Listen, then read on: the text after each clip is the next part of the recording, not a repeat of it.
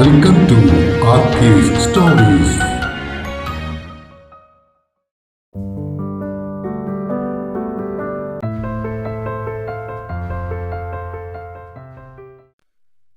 വില്വാദ്രി ഭാഗം 17.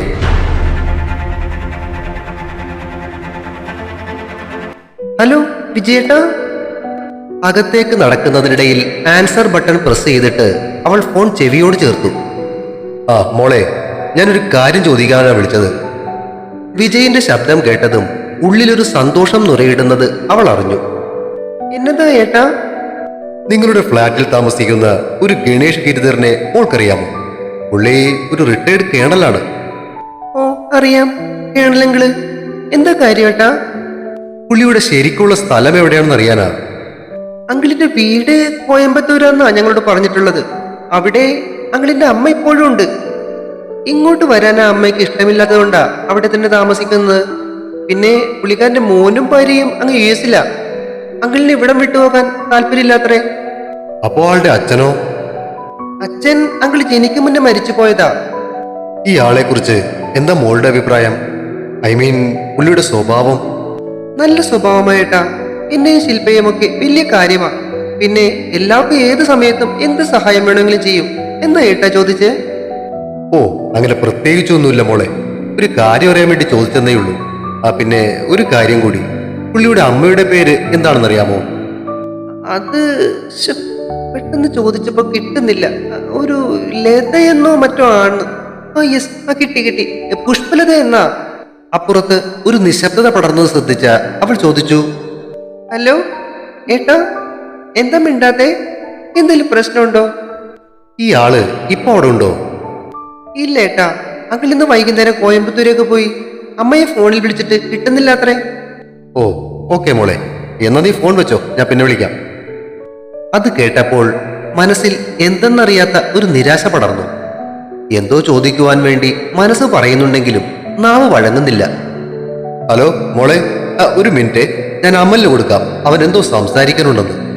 ചെവിക്കരികിൽ നിന്നും മാറ്റാൻ തുടങ്ങിയ ഫോണിലൂടെ കേട്ട ആ വാക്കുകൾ ഹൃദയമിടിപ്പ് ഒരു മാത്ര പിടിച്ചു നിർത്തിയതുപോലെ അവൾക്ക് തോന്നി.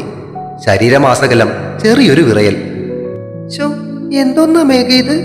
നീ ഒരു കൗമാരക്കാരി പെണ്ണല്ല. ഒരുത്തൻ സംസാരിക്കാൻ വരുമ്പോ ഇങ്ങനെ പിടിവിട്ടു പോകാൻ. മനസ്സ് ശാസിക്കുന്നുണ്ടെങ്കിലും ശരീരം കേൾക്കണ്ടേ? ഹലോ ഡോക്ടറെ. അപ്പുറത്തു നിന്നും പതിഞ്ഞൊരു ശബ്ദം കാതിലേക്ക് ഒഴുകിയെത്തുന്നു. ശരീരത്തിലെ ഓരോ കോശങ്ങളും ഉണർന്നത് പോലൊരു ഫീൽ. ഓ ഡോക്ടർ വെച്ചിട്ട് പോയെന്ന് തോന്നുന്നു കേട്ടോ. അപ്പുറത്തു നിന്നും അമൽ പറയുന്നത് കേട്ട് ഞെട്ടിപ്പിടഞ്ഞുകൊണ്ട് ഫോൺ ചെവിയോട് ചേർത്ത് വെച്ചു. ഹലോ. കണ്ടതാളത്തിൽ നിന്നും പുറത്തേക്ക് വന്ന ശബ്ദം തൻ്റേത് തന്നെയാണോ എന്ന് അവൾക്ക് സംശയം തോന്നി. ആ എന്ത് പറ്റി ഡോക്ടറെ, ശബ്ദം വല്ലാതിരിക്കുന്നു. ഇന്നും ആരെങ്കിലും കേട്ട് അടിയുണ്ടാക്കിയോ? അവൻ അളക്കാൻ നോക്കുകയാണെന്ന് മനസ്സിലായതും ഉള്ളിലെ മേഘ തിരികെ വന്നു. പിന്നെ എനിക്ക് അടിയുണ്ടാക്കല് മാത്രമല്ലേ ജോലി? അപ്പൊ നാക്കുണ്ടല്ലേ? പക്ഷെ എനിക്കെന്തോ ഡോക്ടറോട് അടിയുണ്ടാക്കാഞ്ഞിട്ടേ ഒരു രസവുമില്ലെന്നേ. സ്വരത്തിൽ നിരാശ കലർത്തി അവൻ പറയുന്നത് കേട്ട് അവളുടെ ചുണ്ടിൽ ഒരു ചിരി ഉണർന്നു. എങ്കിലൊരു കാര്യം ചെയ്യ്, ഇയാളുടെ നാളെ ഒരു OP ചീട്ട് എടുത്ത് വന്നാ മതി, ഞാൻ റെഡിയാ. ഓ താങ്ക് യു ഡോക്ടറെ, ഇപ്പോഴാ ഒരു എനർജി വന്നത്, ഒരു ബൂസ്റ്റ് കുടിച്ചതുപോലെ ഉണ്ട്. അപ്പോ ശരി, നാളെ റെഡിയായിരുന്നു, ഞാൻ നേരിട്ട് വരാം ഒരംഗത്തിനായിട്ട്. അപ്പുറത്ത് ഫോൺ കട്ട് ചെയ്ത ശബ്ദം കേട്ടിട്ടും അവൾ ആ ഫോണും പിടിച്ച് അങ്ങനെ തന്നെ ഇരുന്നു. എന്നാലും എന്തൊക്കെയായിരുന്നു താനന്ന് ഹോസ്പിറ്റൽ മുറിയിൽ വെച്ച് അവരോട് പറഞ്ഞത്? മോശമായിപ്പോയി. കണ്ണുകൾ ചിമ്മി നെറ്റിയിൽ തല്ലിക്കൊണ്ട് തിരിഞ്ഞ മേഘ കണ്ടത് കൈ കെട്ടി വാതിൽപ്പടിയിൽ ചാരി നിന്ന് കണ്ണുകൾ ചുരുക്കി തന്നെ തന്നെ നോക്കി നിൽക്കുന്ന ശില്പയെ ആയിരുന്നു. കണ്ണുകൾ മെല്ലെ തുറന്ന് മയക്കത്തിൽ നിന്നും ഉണർന്നെഴുന്നേൽക്കാൻ ശ്രമിച്ചപ്പോഴാണ് അനങ്ങുവാൻ സാധിക്കാത്ത വിധം കൈകൾ പുറകിലേക്കാക്കി ഒരു മരക്കസേരയിൽ തന്നെ കെട്ടിയിട്ടിരിക്കുകയാണ് എന്ന കാര്യം ചാക്കോ മനസ്സിലാക്കിയത്. ശബ്ദമുണ്ടാക്കാതിരിക്കാൻ വായിൽ ഒരു പ്ലാസ്റ്റർ മുട്ടിച്ചിട്ടുണ്ട്. അടച്ചിട്ടിരുന്ന ചില്ല് ജാലകത്തിൽ നിന്നും അരിച്ചെത്തുന്ന നേരിയ വെളിച്ചത്തിൽ കഴിഞ്ഞുപോയ കാര്യങ്ങൾ ഓർത്തെടുക്കാൻ ശ്രമിച്ചുകൊണ്ട് ചാക്കോ ചുറ്റിനും നോക്കി. ഗണേഷ് സ്ഥലത്തില്ലെന്നാണല്ലോ അവരുടെ ആ അയൽവാസി പറഞ്ഞത്. എങ്കിൽ ആരായിരിക്കും ഗണേഷിന്റെ അമ്മയെയും വീട്ടു സാധനങ്ങളും ഒക്കെ അവിടെ നിന്ന് മാറ്റിയത്? ഈ ഗണേശനെ ഇനി എങ്ങനെ കണ്ടുപിടിക്കും? എന്തുകൊണ്ടാ ഗണേഷിനെ പറ്റി കൂടുതൽ വിവരങ്ങളൊന്നും ആ അയൽവാസിക്ക് അറിഞ്ഞുകൂടാത്തത്? ഇനി ആ ഗണേഷിന്റെ കാര്യം അയൽക്കാരോട് പോലും പറയാതെ മനഃപൂർവ്വം മറച്ചു വെച്ചതായിരിക്കും. ആണെങ്കിൽ തന്നെ എന്തുകൊണ്ടായിരിക്കും? എന്തായാലും ഫണ്ട് ട്രാൻസ്ഫർ ചെയ്ത ബാങ്കിൽ കൂടി കയറി ഒന്ന് അന്വേഷിക്കാം. ഇങ്ങനെ പല കാര്യങ്ങളും ആലോചിച്ചുകൊണ്ട് ഗണേഷിന്റെ വീടിനടുത്തു നിന്നും നടക്കുന്നതിനിടയിലായിരുന്നു ഒരു ഓമ്നി വാൻ ചാക്കോയുടെ അരികിൽ വന്നു നിന്നത്. ഡോർ തുറന്ന് വെളിയിലേക്ക് ഇറങ്ങിയ ഒരാൾ ഒരു കടലാസ് കഷ്ണം മുന്നിലേക്ക് നീട്ടി അതിൽ എഴുതിയിരിക്കുന്ന അഡ്രസ് എവിടെയാണെന്ന് ചോദിച്ചപ്പോൾ അറിയില്ല എന്ന മറുപടി പറയുന്നതിനിടയിലാണ് അയാൾ പുറകിൽ നിന്നും തള്ളി ചാക്കോയെ ആ വാനകത്തേക്ക് കയറ്റാൻ ശ്രമിച്ചത്. അകത്തിരിക്കുകയായിരുന്ന രണ്ടുപേർ കൈകളിൽ പിടിച്ച് അകത്തേക്ക് വലിച്ചതും നിലതെറ്റിയ ചാക്കോ ആ വാനിനകത്തേക്ക് വീണു. പ്രതിരോധിക്കാൻ ശ്രമിക്കുന്നതിനിടയിൽ ഡോർ അടഞ്ഞ് ഒരു ഇരമ്പലോടെ ആ വാൻ മുന്നോട്ട് കുതിച്ചു. മുഖത്തേക്ക് നീണ്ട കൈകളിലുണ്ടായിരുന്ന തുണി മുഖം പൊതിഞ്ഞപ്പോൾ ക്ലോറോഫോമിന്റെ മണം മൂക്കിലേക്ക് അടിച്ചു കയറി. കണ്ണുകൾ മെല്ലെ അടയുമ്പോൾ അവസാനമായി ചാക്കോ കണ്ടത് വസൂരിക്കലകളുള്ള ഒരു കറുത്ത മുഖമായിരുന്നു. രക്ഷപ്പെടുവാനൊരു മാർഗം പരതി ചാക്കോ വീണ്ടും ചുറ്റിനും നോക്കി. ചാക്കോയെ കെട്ടിയിട്ടിരിക്കുന്ന ആ ഒരു കസേരയല്ലാതെ മറ്റൊന്നും തന്നെ ആ മുറിയിലുണ്ടായിരുന്നില്ല. പുറകിലേക്ക് കെട്ടിയിരുന്ന കൈകൾ തിരിച്ച് ചാക്കോ ആ കെട്ടിന്റെ ബലം ഒന്ന് പരിശോധിച്ചു. കട്ടിയുള്ള കയറുകൊണ്ടാണ് കെട്ടിയിരിക്കുന്നതെന്ന് മനസ്സിലാക്കിയതും ആ ശ്രമം ഉപേക്ഷിച്ച് വീണ്ടും ആലോചനയിൽ മുഴുകി. അല്പം റിസ്ക് ആണെങ്കിലും ഒടുവിൽ മനസ്സിൽ തോന്നിയ ഒരു ഐഡിയ പ്രാവർത്തികമാക്കാൻ തന്നെ ചാക്കോ തീരുമാനിച്ചു. ആദ്യം ശ്രമിച്ചത് ആ കസേരയുമായി എഴുന്നേറ്റ് നിൽക്കുവാനായിരുന്നു. കാലുകൾ തമ്മിൽ കെട്ടിയിട്ടില്ലായിരുന്നുവെങ്കിലും വിചാരിച്ചതുപോലെ അതത്ര എളുപ്പമായിരുന്നില്ല.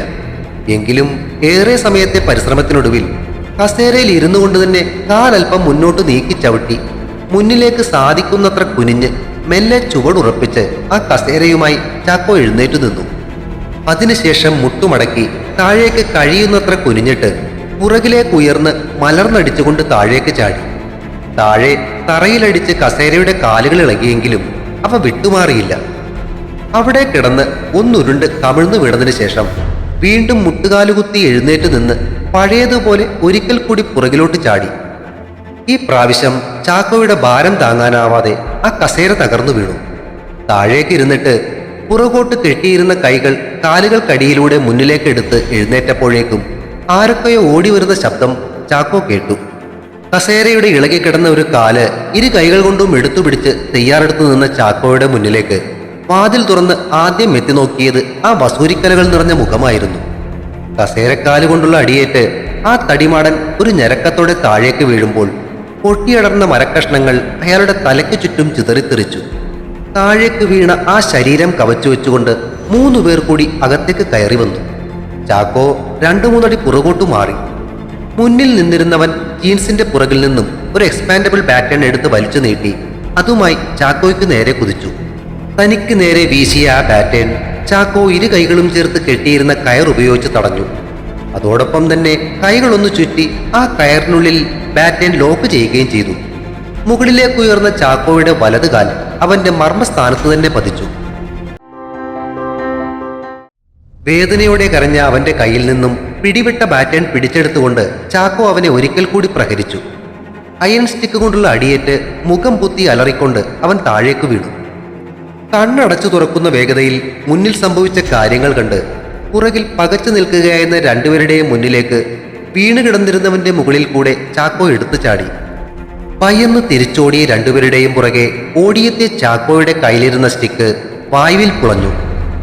ഇരുമ്പ് സ്റ്റിക്ക് കൊണ്ടുള്ള അടിയേറ്റ അവരുടെ കരച്ചിൽ കേൾക്കുവാൻ ആ കെട്ടിടത്തിലോ അതിന്റെ പരിസരത്തോ ആരും തന്നെ ഉണ്ടായിരുന്നില്ല. അടിയേറ്റ് ബോധം കെട്ട് കിടന്നവരെ പരിശോധിച്ച ചാക്കോയ്ക്ക് ആ വസൂരിക്കലകളുള്ളവന്റെ പോക്കറ്റിൽ നിന്നും ഒരു ഗ്ലോക്ക് 18 ബ്ലോ ബാക്ക് പിസ്റ്റളും പിന്നെ രണ്ടാമത് അകത്തേക്ക് വന്നവന്റെ പോക്കറ്റിൽ നിന്നും ഗിൽഹിബന്റെ ഒരു ഹണ്ടിങ് നൈഫും കൂടാതെ സ്കോർപിയോയുടെ ഒരു കീയും ലഭിച്ചു. കത്തി ഉപയോഗിച്ച് കയ്യിലെ കെട്ടറുത്തു മാറ്റിയതിനു ശേഷം കത്തി തിരികെ ഷീറ്റിനകത്താക്കി സോക്സിനുള്ളിലേക്ക് തിരികെ വെച്ചിട്ട് വായിലൊട്ടിച്ചിരുന്ന പ്ലാസ്റ്റർ ചാക്കോ വലിച്ചൂരി. ഷർട്ട് ഉയർത്തി പാന്റിന്റെ പോക്കറ്റിലേക്ക് പിസ്റ്റൾ തിരികെ വെച്ചതിന് ശേഷം താക്കോലും എടുത്ത് പുറത്തേക്ക് നടക്കുന്നതിനിടയിൽ അടുത്തു തന്നെയുള്ള ഒരു മുറിയിൽ ഒരു മേശയും അതിനു ചുറ്റും 4-5 കസേരകളും കിടക്കുന്നത് കണ്ട് ചാക്കോ അതിനകത്തേക്ക് കയറി. മേശവലിപ്പിൽ തന്റെ മൊബൈൽ ഫോണും പേഴ്സും ഇരിക്കുന്നത് കണ്ട് അതെടുത്ത് പോക്കറ്റിലേക്ക് തിരികെയിട്ട് അവൻ പുറത്തേക്ക് നടന്നു. പുറത്തേക്ക് നടക്കുന്നതിനിടയിൽ മറ്റൊരു മുറി താഴ്ത്തു പൂട്ടിയിരിക്കുന്നത് കണ്ട ചാക്കോ ആ മുറിക്കു മുന്നിൽ ഒന്ന് നിന്നു. മനസ്സിൽ തോന്നിയ ചെറിയൊരു സംശയം ദൂരീകരിക്കുവാൻ ചാക്കോ ആ കതകിലേക്ക് ചെവി ചേർത്ത് വെച്ചു. അകത്തുനിന്നും ആരോ ഞരങ്ങുകയും മൂളുകയും ചെയ്യുന്ന ശബ്ദം. ആ താഴ് പൊളിക്കുവാൻ പറ്റിയ എന്തെങ്കിലും ഉണ്ടോ എന്ന് ചുറ്റിനും നോക്കുന്നതിനിടയിൽ പെട്ടെന്ന് എന്തോ ഓർത്തതുപോലെ ചാക്കോ തിരികെ ചെന്ന് താഴെ വീണ് കിടക്കുന്നവന്മാരുടെ പോക്കറ്റുകൾ ഒരിക്കൽ കൂടി പരിശോധിച്ചു. പ്രതീക്ഷിച്ചതുപോലെ അതിനകത്തു നിന്നും ഒന്നും കിട്ടാതെ തിരികെ നടക്കാൻ തുടങ്ങിയപ്പോഴാണ് താഴെ ഒരു മൂലയിൽ വീണ് കിടക്കുന്ന മറ്റൊരു താക്കോൽ കൂട്ടം ചാക്കോയുടെ ശ്രദ്ധയിൽപ്പെട്ടത്. ആ താക്കോൽ കൂട്ടവും എടുത്ത് പൂട്ടിയിരുന്ന മുറിക്കു മുന്നിലെത്തിയ ചാക്കോ അതിലെ താക്കോലുകൾ ഓരോന്നായി എടുത്ത് ആ പൂട്ട് തുറക്കുവാൻ ശ്രമിച്ചു. അവസാനം ശ്രമിച്ച താക്കോലിൽ തുറന്നു കിട്ടിയ താഴുമായി വാതിൽ തുറന്ന് അകത്തേക്ക് നോക്കിയ ചാക്കോ അവിടെ പ്രായമായ ഒരു സ്ത്രീയെ തന്നെ കെട്ടിയിട്ടിരുന്നത് പോലെ കസേരയിൽ കെട്ടിയിട്ടിരിക്കുന്നത് കണ്ട് മുറിക്കകത്തേക്ക് കയറി. അകത്തേക്ക് കയറി വന്ന ചാക്കോയെ കണ്ട ആ സ്ത്രീയുടെ കണ്ണുകളിൽ ഭീതി നിറഞ്ഞു. പ്ലാസ്റ്റർ ഒട്ടിച്ചിരുന്നത് കൊണ്ട് അവരുടെ വായിൽ നിന്നും ഞരക്കങ്ങളും മുളലുകളും മാത്രമാണ് വെളിയിലേക്ക് വന്നിരുന്നത്. ചാക്കോയെ കണ്ട് അവർ കസേരയിലിരുന്ന് ഇളകി എഴുന്നേൽക്കാൻ ശ്രമിച്ചുകൊണ്ടിരുന്നു. ആന്റി പേടിക്കണ്ട, നാം വന്ന് പോലീസ്. അവരുടെ അടുത്തെത്തി ആ പ്ലാസ്റ്റർ മെല്ലെ ഇളക്കി മാറ്റിക്കൊണ്ട് പകുതി തമിഴിലും മലയാളത്തിലുമായി ചാക്കോ പറഞ്ഞു. അത് കേട്ട അവരുടെ കണ്ണുകളിൽ ഒരാശ്വാസം തെളിഞ്ഞു. പുറകിൽ കെട്ടിയിരുന്ന കയർ അറുത്തു മാറ്റിയതിനു ശേഷം ചാക്കോ അവരെ മെല്ലെ താങ്ങി എഴുന്നേൽപ്പിച്ചു. ആന്റിക്ക് എപ്പടി കുഴപ്പമൊന്നും ഇല്ലല്ലേ? നടക്കാൻ പറ്റുമോ? മലയാളം എങ്ങനെ അറിയാമോ? നേരെ നിൽക്കാൻ ബുദ്ധിമുട്ടുന്ന അവരെ താങ്ങിപ്പിടിച്ചുകൊണ്ട് ചാക്കോ ചോദിച്ചു. മലയാളത്തിൽ പറഞ്ഞാ മതി, കുറച്ച് വെള്ളം കിട്ടുമോ? ക്ഷീണിച്ച സ്വരത്തിൽ അവർ പറഞ്ഞത് കേട്ട് ചാക്കോ അവരെയും താങ്ങിപ്പിടിച്ച് പുറത്തേക്ക് നടന്നു. ആന്റി, ആദ്യം നമുക്ക് ഇവിടുന്ന് പുറത്തേക്ക് കിടക്കാം, വേറെ ആരെങ്കിലും ഇങ്ങോട്ട് വന്നാലേ പ്രശ്നമാകും. ചാക്കോ പറഞ്ഞത് കേട്ട് അവർ തലകുലുക്കി. അവരെയും പിടിച്ചുകൊണ്ട് ആ കെട്ടിടത്തിന് വെളിയിൽ ഇറങ്ങിയ ചാക്കോ അവിടെ നിന്നും ചുറ്റിനും നോക്കി. തീർത്തും വിജനമായ ഒരു പ്രദേശത്ത് ഒറ്റപ്പെട്ട് നിൽക്കുന്നൊരു കെട്ടിടം. ചുറ്റിനും കാട് പിടിച്ചതുപോലെ വളർന്നു നിൽക്കുന്ന മരങ്ങളും ചെടികളും. മുന്നിൽ ഒരു സൈഡിലേക്ക് മാറിക്കിടക്കുന്ന സ്കോർപിയോ കണ്ട് ചാക്കോ അവരെയും താങ്ങിപ്പിടിച്ച് അതിനടുത്തേക്ക് നടന്നു. വീലുകൾ ഓടിത്തെളിഞ്ഞ പാതയിലൂടെ വണ്ടി മുന്നോട്ടെടുക്കുമ്പോൾ എങ്ങോട്ട് പോകണമെന്നതായിരുന്നു ചാക്കോയുടെ ചിന്ത. ഒടുവിൽ ആദ്യം ബിനുസാറിനെ തന്നെ വിളിക്കാമെന്ന തീരുമാനത്തിലെത്തിയപ്പോഴേക്കും റോഡിലേക്ക് കയറുന്ന വളവിൽ സ്കോർപിയോ എത്തിയിരുന്നു. കുറെ ദൂരം മുന്നോട്ട് പോയതിനു ശേഷം ആദ്യം കണ്ട ചെറിയൊരു കടയുടെ മുന്നിൽ ചാക്കോ വണ്ടി നിർത്തി. കടയിൽ നിന്നും തിരികെ എത്തിയ അവൻ കയ്യിലുണ്ടായിരുന്ന വെള്ളത്തിന്റെ കുപ്പിയും ജ്യൂസും പ്രായമായ ആ സ്ത്രീയെ ഏൽപ്പിച്ചു. ജ്യൂസ് ബോട്ടിലിന്റെ അടപ്പ് തുറന്ന് ആർത്തിയോടെ അവർ ആ ജ്യൂസ് കുടിക്കുന്നത് ചാക്കോ നോക്കിയിരുന്നു. ഇനി പറയാൻറ്റി, എന്താ സംഭവിച്ചത്? ആന്റി എങ്ങനെ അവരുടെ കയ്യിൽപ്പെട്ടു? ജ്യൂസ് കുടിച്ചു കഴിഞ്ഞ് ബോട്ടിലടക്കുന്ന അവരെ നോക്കി ചാക്കോ ചോദിച്ചു. എന്റെ മോൻ പറഞ്ഞു വിട്ടതാണെന്നും പറഞ്ഞ 4 പേര് ഇന്നലെ രാത്രി വീട്ടിൽ വന്നത്. അത്യാവശ്യമായിട്ട് വീട് മാറണം എന്ന് മോൻ പറഞ്ഞത്രേ. വീട് മാറുന്ന കാര്യം പറഞ്ഞത് കേട്ട് ചാക്കോയുടെ കണ്ണുകൾ ഒന്ന് തിളങ്ങി. ആന്റിയുടെ മകന്റെ പേരെന്താ? ഗണേഷ്. ആ പേര് കേട്ടപ്പോൾ മനസ്സിലുണ്ടായ ആവേശം മുഖത്ത് കാണിക്കാതിരിക്കാൻ പണിപ്പെട്ടുകൊണ്ട് ചാക്കോ അവരെ നോക്കി. എന്തിനാ അങ്ങനെ പെട്ടെന്ന് വീട് മാറാൻ പറഞ്ഞത്? എന്തെങ്കിലും പ്രശ്നമുണ്ടായിരുന്നു? ചാക്കോയുടെ ചോദ്യം കേട്ട് അവർ സങ്കോചത്തോടെ അവന്റെ മുഖത്തേക്ക് നോക്കി. ആന്റി പേടിക്കണ്ട, ഞാൻ കേരളത്തിൽ നിന്നുമാണ് വരുന്നത്. കേരളത്തിൽ നിന്നാണെന്ന് കേട്ടതും അവരുടെ മുഖം പേടി കൊണ്ട് വിളറി വെളുക്കുന്നത് അവൻ ശ്രദ്ധിച്ചു. എന്തു പറ്റി ആന്റി? കേരളം എന്ന് കേട്ടപ്പോ ഇത്രക്ക് പേടിക്കുന്നതെന്താ? ഏയ് ഒന്നുമില്ല സാർ.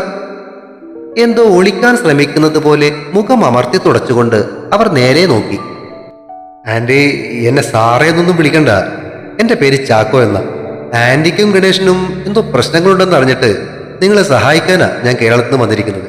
സംശയമുണ്ടെങ്കിൽ ഇതാ എന്റെ ID കാർഡ്. ആന്റിയുടെ പേര് പുഷ്പലത എന്നല്ലേ? പോക്കറ്റിലെ പേഴ്സിൽ നിന്നും ID കാർഡ് എടുത്ത് അവർക്ക് നേരെ നീട്ടിക്കൊണ്ട് ചാക്കോ ചോദിച്ചു. ആ ID കാർഡിലേക്ക് ഒന്ന് നോക്കിയിട്ട് അവർ തലകുലുക്കി. എങ്കിൽ ഇനി പറയും, എന്താ പ്രശ്നം? ID കാർഡ് തിരികെ പേഴ്സിലേക്ക് വെച്ചുകൊണ്ട് ചാക്കോ വീണ്ടും ചോദിച്ചു. എന്റെ മോൻ പട്ടാളത്തിൽ കേണലായിരുന്നേ. റിട്ടയർഡ് ആയിട്ട് ഇപ്പൊ മൂലമുറ്റത്താ താമസിക്കുന്നേ. ഓ അത് ശരി, ഞാൻ അവിടെ വാഗമൺ സ്റ്റേഷനിലെ CPO ആണ്. അത് കേട്ടതും അവർ മുഖമുയർത്തി അവനെ ഒന്നുകൂടി നോക്കി. അവിടെ ഇല്ലിത്താഴത്ത് എന്നൊരു കുടുംബമുണ്ട്, മോൻ അറിയോ? പിന്നെ അറിയുമെന്നോ? അവര് വലിയ ഫാമിലി അല്ലേ, അവരുമായിട്ട് എന്തെങ്കിലും പ്രശ്നമുണ്ടോ? ചാക്കോയുടെ ചോദ്യം കേട്ട് അവരൊരു ദീർഘനിശ്വാസത്തോടെ എന്തോ ആലോചനയിൽ മുഴുകി. ഹലോ ആന്റി, എന്റെ ചോദ്യത്തിന് ആന്റി മറുപടി പറഞ്ഞില്ല. പറയാം, അതിന് മുന്നേ മോന്റെ ഫോൺ ഒന്ന് തരാവോ? എനിക്ക് എന്റെ മോനെ ഒന്ന് വിളിക്കാനാ. ഇന്നലെ രാത്രി അവൻ വിളിച്ചപ്പോ എന്നെ കിട്ടാതെ വിഷമിച്ചിട്ടുണ്ടാവും. അവർ ചോദിച്ചത് കേട്ട് ചാക്കോ ഒരു നിമിഷം ഒന്ന് ആലോചിച്ചു. തരാം ആന്റി, അതിനു മുന്നേ ആന്റി കാര്യങ്ങൾ പറഞ്ഞാൽ നന്നായിരുന്നു. പറയാം. ചാക്കോയെ നോക്കിയിട്ട് അവർ തുടർന്നു പറഞ്ഞു. ഇല്ലിത്താഴത്ത് ആദികേശവ പണിക്കർക്ക് ഗിരിധർ എന്ന് പേരുള്ള ഒരു മകനുണ്ടായിരുന്നു. അതെ, അറിയാം. ചെറുപ്പത്തിലെ ആത്മഹത്യ ചെയ്ത ആളല്ലേ? അമർത്തി മൂളിയ അവരുടെ മനസ്സിന്റെ വേദന മുഖത്ത് നിറയുന്നത് ചാക്കോ ശ്രദ്ധിച്ചു. ഞാൻ കാരണമാ ഗിരിധർ അന്ന് ആത്മഹത്യ ചെയ്തത്. എന്ത്? അവരുടെ നിറഞ്ഞ കണ്ണുകളിലേക്ക് നോക്കിക്കൊണ്ട് അത്ഭുതത്തോടെ ചാക്കോ ചോദിച്ചു. ഞങ്ങൾ തമ്മിൽ അന്ന് അടുപ്പത്തിലായിരുന്നു. അതറിഞ്ഞ പണിക്കരും പിന്നെ അയാളുടെ സഹോദരി ദേവകിയും ചേർന്ന് എന്നെയും അച്ഛനെയും വീട്ടിൽ നിന്നും ഭീഷണിപ്പെടുത്തി ആട്ടിപ്പായിക്കുകയായിരുന്നു. അതിന്റെ വിഷമം താങ്ങാതെയാ അദ്ദേഹം അന്ന് ആത്മഹത്യ ചെയ്തത്. അവിടെ നിന്നും പോരുമ്പോ ഞാൻ 3 മാസം ഗർഭിണിയായിരുന്നു. ആ മകനാ ഗണേഷ്. പേടി കാരണം അവനെക്കുറിച്ചുള്ള ഒരു കാര്യങ്ങളും ഞാൻ ആരോടും പറഞ്ഞിട്ടില്ല. അവൻ എവിടെയാണുള്ളതെന്ന് പോലും ആർക്കും അറിയില്ലായിരുന്നു. അവനതൊന്നും പ്രശ്നമല്ലായിരുന്നെങ്കിലും ഇല്ലിത്താഴത്തുകാരറിഞ്ഞ അവനെ അപായപ്പെടുത്തുമോ എന്ന് എനിക്ക് ഭയമായിരുന്നു. അവര് ഗണേഷിനെ പറ്റി അറിഞ്ഞു എന്നും അവർ അന്വേഷിച്ചു വരാൻ സാധ്യതയുള്ളത് കൊണ്ട് അവിടെ നിന്നും മാറണമെന്ന് ഗണേഷ് പറഞ്ഞുവെന്നും പറഞ്ഞ ഇന്നലെ രാത്രി അവര് വീട്ടിലേക്ക് കയറി വന്നത്. ഞാനത് വിശ്വസിച്ചു പോയി. തല കുനിച്ചിരുന്ന് കണ്ണീരോടെ പറയുന്ന അവരെ ചാക്കോ സഹതാപത്തോടെ നോക്കി. അപ്പോ ആന്റിക്ക് ഗണേഷിനൊന്ന് വിളിച്ചു നോക്കിക്കൂടായിരുന്നു ആ സമയത്ത്? ഞാൻ ശ്രമിച്ചതാ, പക്ഷെ കിട്ടുന്നുണ്ടായിരുന്നില്ല. ആന്റി എന്തായാലും ഗണേശൻ നമ്പർ പറയൂ, ഞാൻ വിളിച്ചു നോക്കാം. ഫോൺ കയ്യിലെടുത്തുകൊണ്ട് ചാക്കോ പറഞ്ഞു. അവർ പറഞ്ഞുകൊടുത്ത നമ്പർ ഡയൽ ചെയ്തതിന് ശേഷം ഫോൺ ചെവിയിലേക്ക് വെച്ച് അപ്പുറത്തു നിന്നും കേൾക്കുന്ന റിംഗ് ടോണിലേക്ക് ചാക്കോ ശ്രദ്ധ തിരിച്ചു. തുടരും.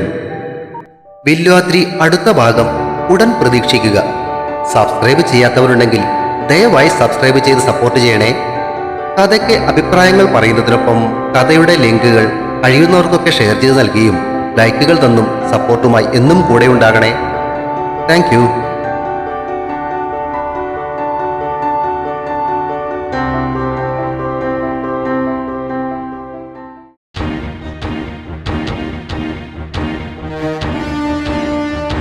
See you soon.